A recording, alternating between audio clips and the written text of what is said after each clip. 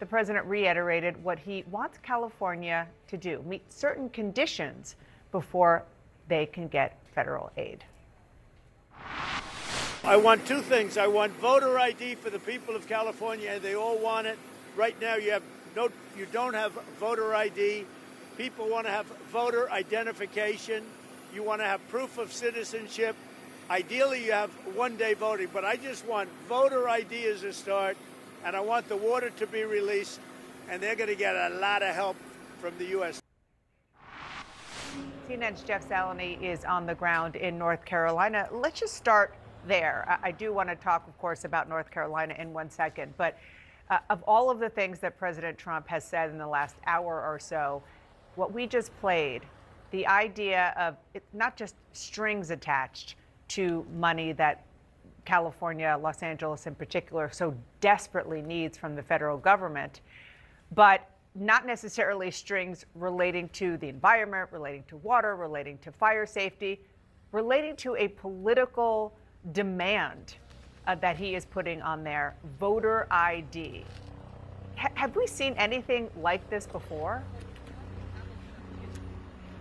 Dana, certainly not in my memory. We, of course, were both covering the Bush administration during Hurricane Katrina, many other storms since then. Of course not. This has never been something that has been politicized in this way. And look, we should point out by saying this is something that simply is not likely to happen. A voter ID law would have to be passed by the California legislature, signed by the California governor. This federal disaster assistance is likely to be part of a bigger package in Washington, but never mind all of that. Just the idea that this is a wish list for the president, it sounds to me like, once again, a familiar shiny object like we, of course, remember so well from the first Trump administration. The reality here is that the assistance is needed very much on the ground. And if this becomes a string attached in Congress, well, that is a different matter entirely, because it simply is not going to happen. So no, I can't recall, at least in recent history, anything like this. Again, not surprising, because voter ID has been a central part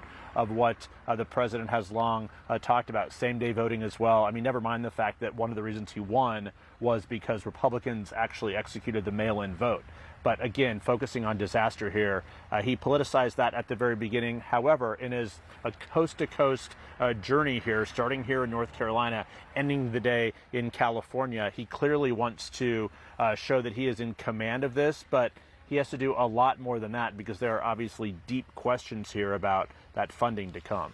President Trump heads later today to tour fire damage in Southern California, where firefighters have been working seemingly nonstop for weeks, battling flames, and they're now grappling with more wildfires scorching Los Angeles County. The latest large fire is the Hughes Fire, which has burned more than 10,000 acres, forcing about 31,000 people to evacuate. Rain is forecast for this weekend, which may sound like a welcome relief, but keep in mind, with those burn scars come the danger of mudslides. Joining us now is CNN's Julia Vargas Jones from one of the hardest hit areas in Altadena. Julia, what are officials saying about the potential for rain? Well, it's such a paradox, Boris, because LA is the driest that it's been in 4 years, and yet this rain has a lot of people here in Los Angeles County on edge. Officials are saying prepare for this, and they are preparing in so many ways. 250,000 bags of sand being distributed and placed around the city to brace for all of this water coming. You know, Altadena and the Palisades as well are very hilly areas. Behind me, the San Gabriel Mountains. We've seen this morning so much heavy equipment, machinery heading up this way as the Los Angeles, the California Department of Water Resources are building these debris dams as well to kind of try to contain everything that might be coming down this mountain and into these communities, Boris. Remember, we're still in cleanup effort time. There's so much toxic debris here. That is something that authorities are fearing. They're saying if you are in these flood areas, do not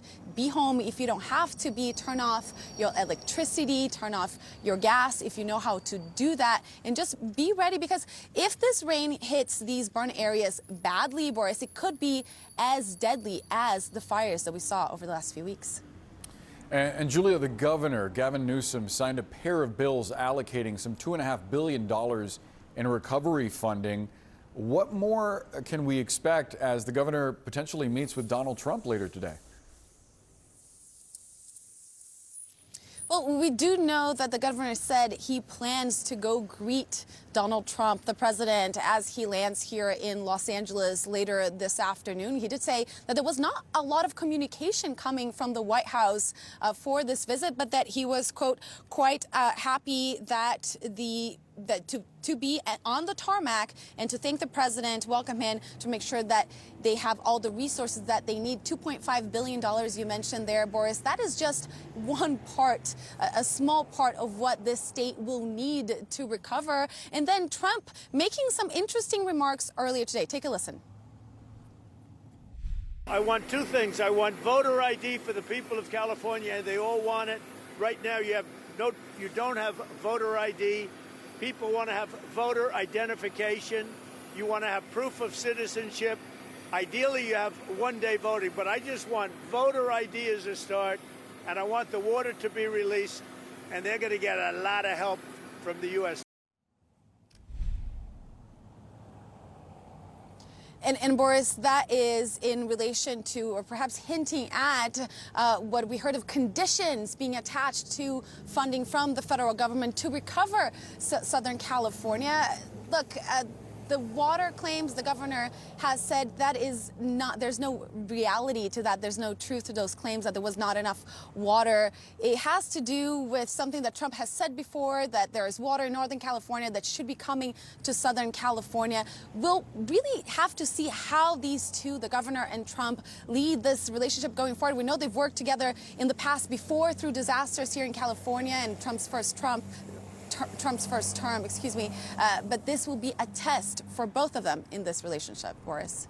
Yeah, it'll be interesting to see how these two bitter rivals interact on the tarmac. Julia Vargas Jones from Altadena, California, thank you so much.